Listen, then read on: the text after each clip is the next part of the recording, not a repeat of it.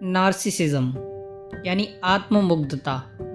आज हम human nature को समझने की दिशा में एक और कदम आगे बढ़ते हैं, क्योंकि हम सभी स्वभाव से सामाजिक प्राणी हैं और लोगों के आसपास रहना और उनसे बातें करना, उनके साथ हमें काम करना पड़ता है।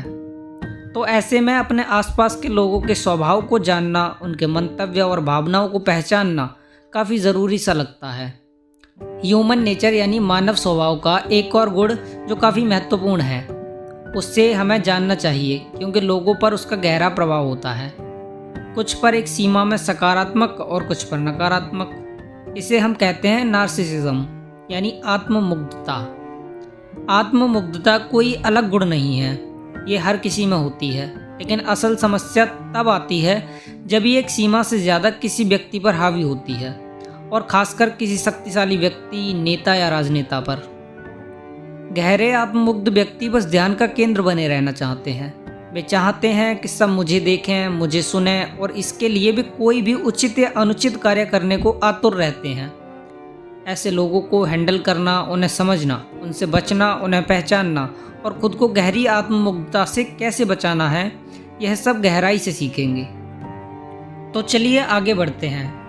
हम सभी में स्वाभाविक रूप से लोगों से जुड़ने और सामाजिक शक्ति प्राप्त करने का सबसे अद्भुत और अनोखा गुण होता है, जिसे हम सहानुभूति कहते हैं। जब हम इसे विकसित कर लेते हैं और सही ढंग से इसका उपयोग करना सीख लेते हैं, तो यह हमें दूसरों के विचारों और मन को समझने में सक्षम बनाता है, जिससे हमें लोगों की प्रतिक्रिया या चालों का अनुमान लगाने और उनके प्रतिरोध को धीरे धीरे कम करने की शक्ति मिलती है।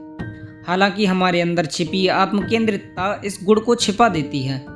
हम सभी में किसी न किसी तरह से आत्ममुग्धता होती है। कुछ लोग दूसरों की तुलना में ज़्यादा ही आत्ममुग्ध होते हैं। जीवन में हमारा उद्देश्य इस आत्म प्रेम को स्वीकार करना और अपनी संवेदनशीलता को अंतर्मुखी होने के बजाय दूसरों की ओर मोड़ना सीखना है। साथ ही हमें अपने आसपास नकारात्मकता से भरे हुए आत्ममुग्ध व्यक्तियों को पहचानना होगा, इससे पहले कि हम उनके नाटकों में उलझ जाएं और उनकी ईर्ष्या के शिकार हो जाएं। जन्म से ही प्रत्येक मनुष्य में ध्यान पाने की कभी न खत्म होने वाली भूख होती है। हम मूल रूप से सामाजिक प्राणी हैं और हमारा अस्तित्व, हमारा सुख इस बात पर निर्भर करता है कि दूसरों के साथ हमारे संबंध कैसे हैं। अगर लोग हम पर ध्यान ही नहीं देते तो हम उनसे किसी भी स्तर पर जुड़ नहीं पाते। हमें खुद को जीवित महसूस करने के लिए लोगों का हमें देखना, उनका हम पर ध्यान देना आवश्यक है। जो लोग लंबे समय तक एकांत में रहे हैं, वे सबूत हैं इस बात का कि बिना आंखों के संपर्क के हम अपने अस्तित्व पर संदेह करने लगते हैं और गहरे अवसाद यानी डिप्रेशन में डूब जाते हैं। लेकिन अगर गहराई से देखेंगे तो यह आवश्यकता मनोवैज्ञानिक भी है, क्योंकि दूसरों से मिलने वाले ध्यान की गुणवत्ता के माध्यम से हम अपने आप को पहचाना और सराहा हुआ महसूस करते हैं। हमारा आत्मसम्मान इसी बात पर निर्भर करता है, क्योंकि ध्यान पाना मानव स्वभाव के लिए इतना महत्वपूर्ण है कि लोग इसके लिए लगभग कुछ भी कर सकते हैं, जिसमें अपराध करना या आत्महत्या करना भी शामिल है। आजकल इंटरनेट पर नए नए तरीके अपराध करने के देख ही सकते हो। ज़्यादातर लोग अटेंशन पाने के लिए ये सब करते हैं। लगभग हर कार्य के पीछे आपको यह आवश्यकता एक प्राथमिक प्रेरणा के रूप में दिखाई जरूर देगी। ध्यान पाने की अपनी भूख को शांत करने की कोशिश में हमें एक अनिवार्य समस्या का सामना करना पड़ता है। ध्यान पाने की हमारी क्षमता सीमित है। परिवार में हमें अपने भाई बहनों से प्रतिस्पर्धा करनी पड़ती है, स्कूल में दोस्तों से और ऑफिस में कलीग्स से। अक्सर लोग हमारी तरफ ध्यान ही नहीं देते, क्योंकि सभी के पास अपनी समस्याएं होती हैं और उनसे निपटना होता है। कुछ लोग तो हमारे प्रति सीधे तौर पर शत्रुतापूर्ण और अपमानजनक होते हैं। ऐसे में सवाल ये है कि ऐसे क्षणों से हमें कैसे निपटना चाहिए। जब हम खुद को अकेला और त्यागा हुआ महसूस करते हैं, हम अक्सर ध्यान आकर्षित करने के लिए प्रयास करने लगते हैं, लेकिन इसका प्रभाव उल्टा पड़ता है। जो लोग बहुत अधिक प्रयास करते हैं वे हताश दिखाई देते हैं, और जिनसे उन्हें ध्यान की चाह होती है वे उन्हें ठुकरा देते हैं। जबकि हम ये अच्छी तरह से जानते हैं कि किसी से भी हमें उम्मीद नहीं रखनी चाहिए, फिर भी हम इसकी लालसा रखते हैं। बचपन से ही इस दुविधा का सामना करते हुए हम में से अधिकांश लोग एक ऐसा समाधान निकाल लेते हैं जो काफ़ी कारगर साबित होता है। हम अपने मन में स्वयं की एक ऐसी छवि बना लेते हैं जो हमें सुकून देती है और अंदर से संतुष्ट करती है। यह छवि हमारी रुचियों, हमारे विचारों, दुनिया को देखने के हमारे नज़रिए और हमारे मूल्यों से मिलकर बनती है। इस छवि को गढ़ते समय हम अपने सकारात्मक गुणों को संवारने और अपनी कमियों को छिपाने की कोशिश करते हैं, लेकिन हम इस छवि को बनाने में हद से ज़्यादा आगे नहीं बढ़ सकते, क्योंकि अगर हमारी छवि वास्तविकता से बहुत दूर हो जाती है तो दूसरे लोग हमें इस कमी से अवगत करा देंगे और हम खुद पर संदेह करने लगेंगे। लेकिन अगर हम इस छवि को सही ढंग से बनाने में सफल हो जाएं, तो अंत में हमारे पास एक ऐसी छवि होती है जिसे हम प्यार कर सकते हैं और संजो सकते हैं। हमारी ऊर्जा भीतर की ओर केंद्रित होती है, हम अपने ध्यान का केंद्र बन जाते हैं। जब हम उन अनिवार्य क्षणों का अनुभव करते हैं जब हम अकेले होते हैं या सराहना महसूस नहीं करते, तो हम अपने भीतर के इस भाव में लौटकर और अपनी इसी छवि को देखकर खुद को शांत करते हैं। जब जब हम संदेह और अवसाद से घिर जाते हैं तो हमारा आत्म प्रेम हमें ऊपर उठाता है, हमें योग्य और दूसरों से श्रेष्ठ महसूस कराता है। यह आत्म छवि एक थर्मोस्टेट की तरह काम करती है, जो हमारे संदेह और असुरक्षाओं को नियंत्रित करने में हमारी मदद करती है। हम अब ध्यान और सम्मान के लिए दूसरों पर निर्भर नहीं रहते, हमारे पास खुद का आत्मसम्मान होता है। हम आमतौर पर अपनी आत्म छवि को हवा की तरह प्राकृतिक और स्वाभाविक मानते हैं, क्योंकि यह हमारे भीतर अचेतन रूप से अपनी जगह बना चुकी होती है, जिससे न हम इसे देख पाते हैं और ना ही महसूस कर पाते हैं। इसे बेहतर ढंग से समझने के लिए उन व्यक्तियों को देखना चाहिए जिनमें आत्मबोध की कमी होती है। ऐसे लोग जिन्हें हम गहरे आत्ममुग्ध यानी नार्सिसिस्ट कहते हैं। अगर हमें एक ऐसा व्यक्तित्व या खुद की एक ऐसी छवि विकसित करनी है जिसे हम संजो सकें और प्यार कर सकें, तो सबसे महत्वपूर्ण और उपयुक्त समय 2 से 5 वर्ष की आयु के बीच आता है। जैसे जैसे हम अपनी माँ से अलग होते हैं, हम एक ऐसी दुनिया का सामना करते हैं जहाँ हमें संतुष्टि नहीं मिल सकती। हमें यह भी एहसास होता है कि हम अकेले हैं, फिर भी जीवित रहने के लिए हमें अपने माता पिता पर निर्भर रहना होगा। इसी समय हमारे भीतर हमारे आत्मसम्मान का विकास भी हो रहा होता है। वहीं यदि हमारे माता पिता स्वतंत्रता के हमारे शुरुआती प्रयासों में यानी हमारे बचपन से ही हमारा सहयोग करते हैं, हमें प्रोत्साहित करते हैं, यदि वे मजबूत महसूस करने की हमारी आवश्यकता को मान्यता देते हैं और हमारे विशिष्ट और अनोखे गुणों को पहचानते हैं, तो हमारी आत्म छवि मजबूत होती है और हम एक बेहतर आत्म छवि का निर्माण कर सकते हैं। लेकिन यहाँ एक और समस्या होती है। अगर सबके माता पिता इतने ही समझदार और अच्छे हों तो बच्चे आत्ममुग्ध और गलत रास्तों पर चलने वाले होंगे ही नहीं।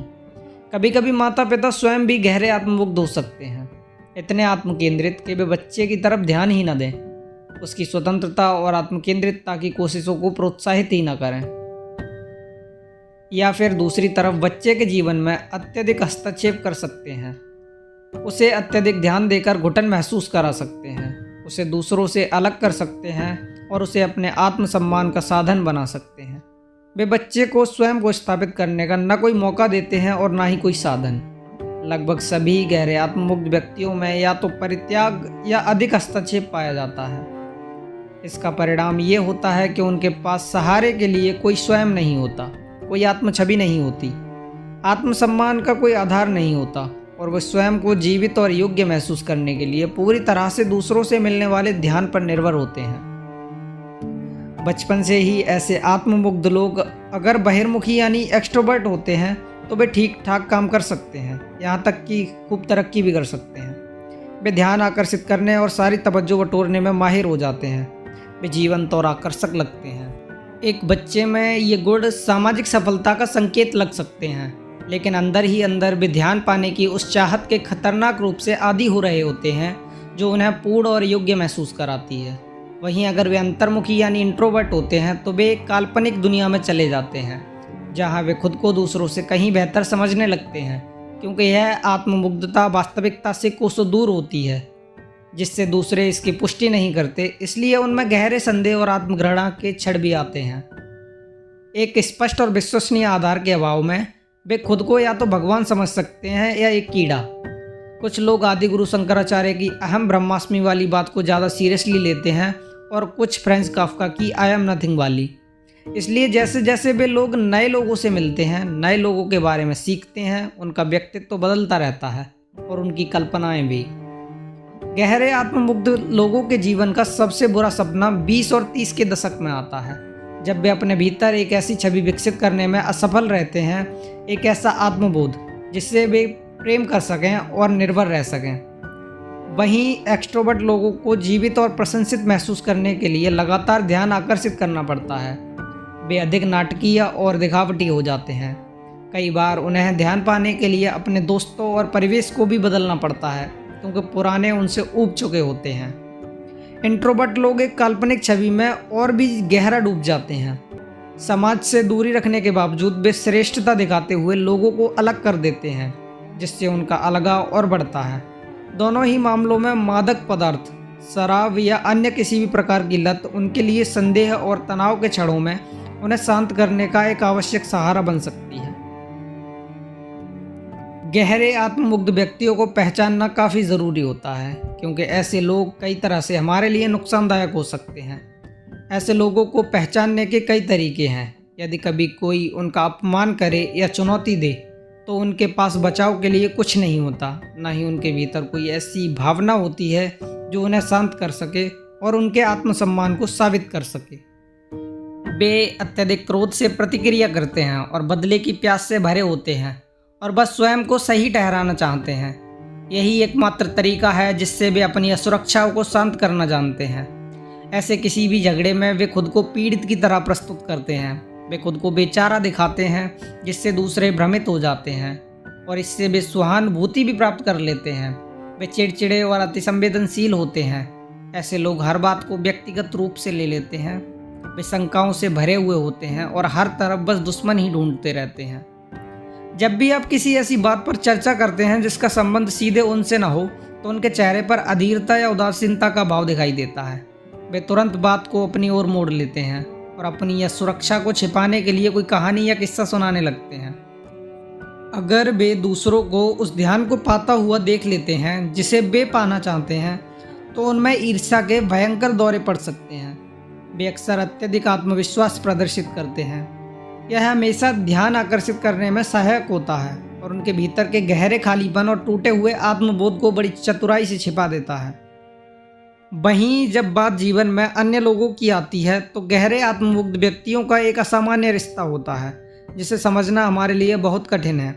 वे दूसरों को स्वयं का ही एक रूप मानते हैं, जिसे स्ववस्तु कहा जाता है।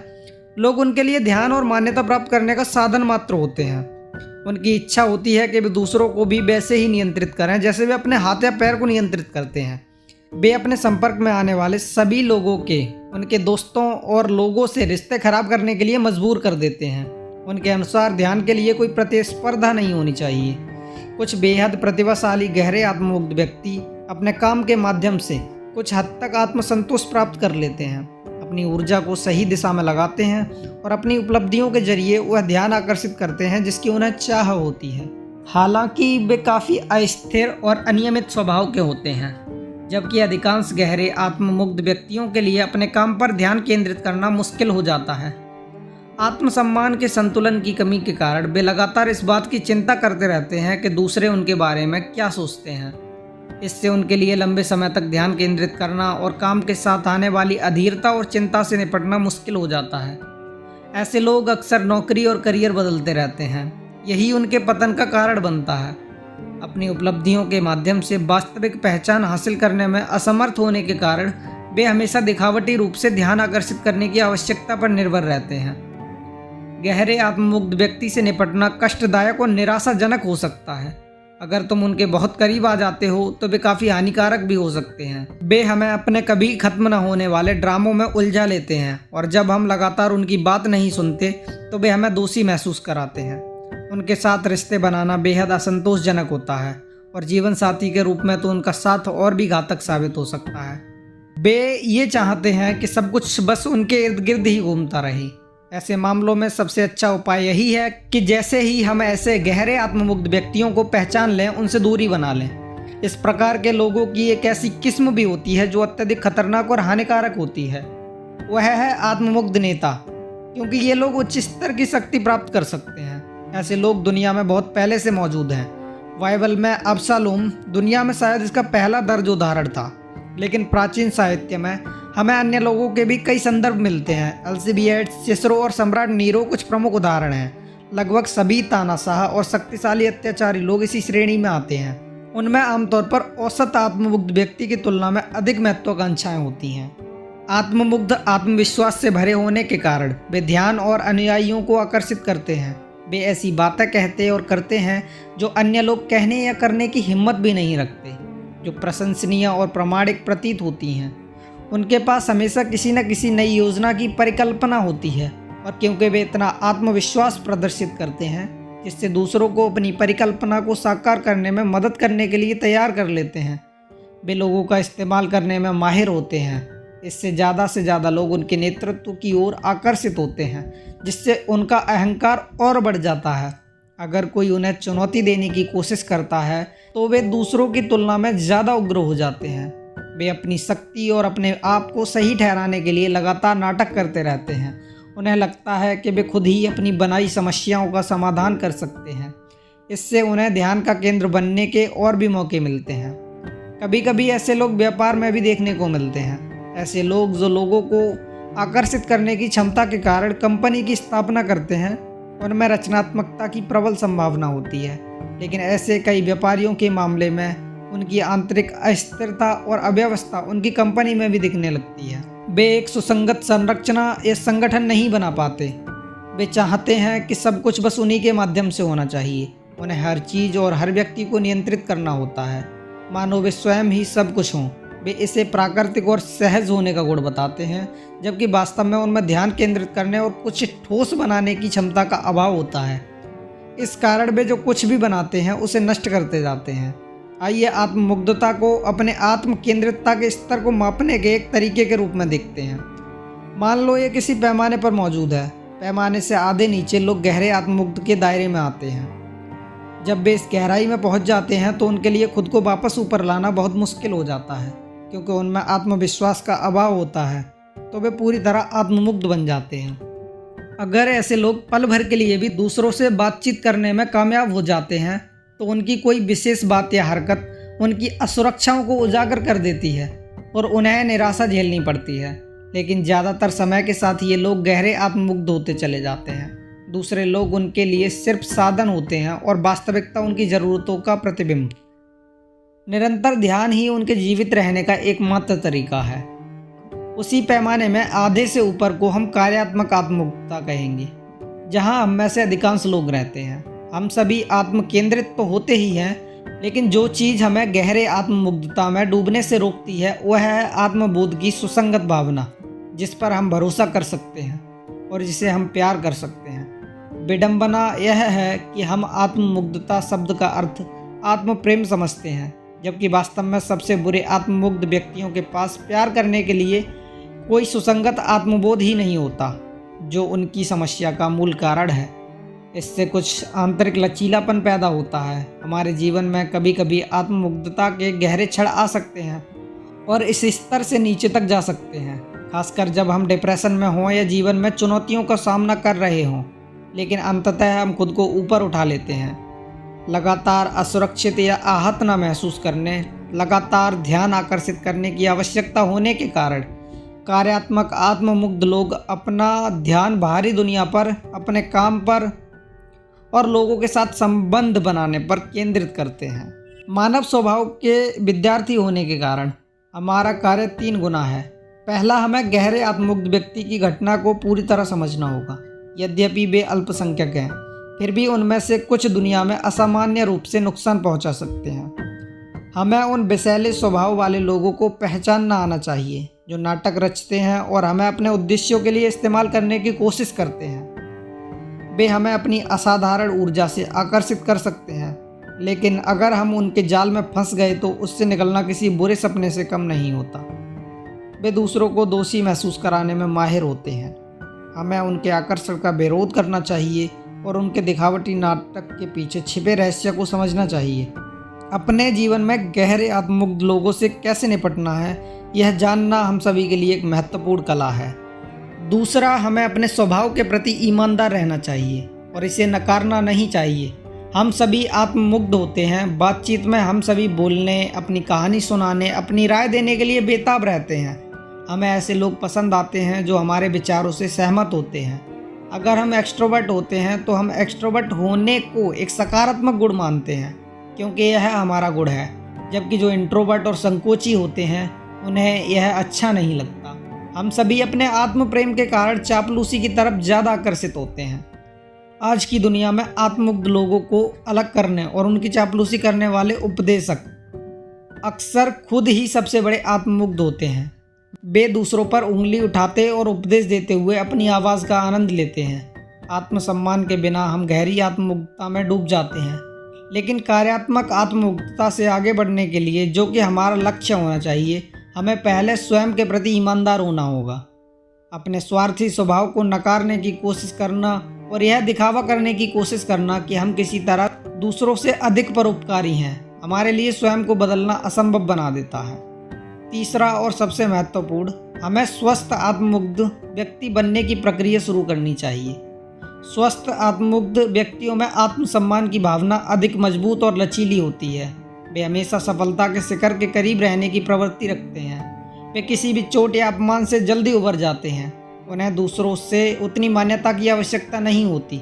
वे जीवन के हर मोड़ पर यह महसूस करते हैं कि उनमें सीमाएं और कमियां हैं। वे इन कमियों पर काम कर सकते हैं और अपमान को व्यक्तिगत रूप से नहीं लेते। कई मायनों में स्वयं के संपूर्ण स्वरूप को स्वीकार करने से उनका आत्म प्रेम अधिक वास्तविक और पूर्ण होता है। इस मजबूत आंतरिक स्थिति से हम अपना ध्यान अधिक बार और अधिक आसानी से बाहरी दुनिया पर लगा सकते हैं। ये ध्यान दो दिशाओं में से किसी एक या कभी कभी दोनों में जाता है। पहला, वे अपना प्रेम और ध्यान अपने काम में लगा पाते हैं, जिससे वे महान कलाकार, रचनाकार और आविष्कारक बन जाते हैं। क्योंकि काम पर उनका बाहरी ध्यान अधिक तीव्र होता है, इसलिए वे अपने प्रयासों में सफल होते हैं, जिससे उन्हें आवश्यक ध्यान और मान्यता मिलती है।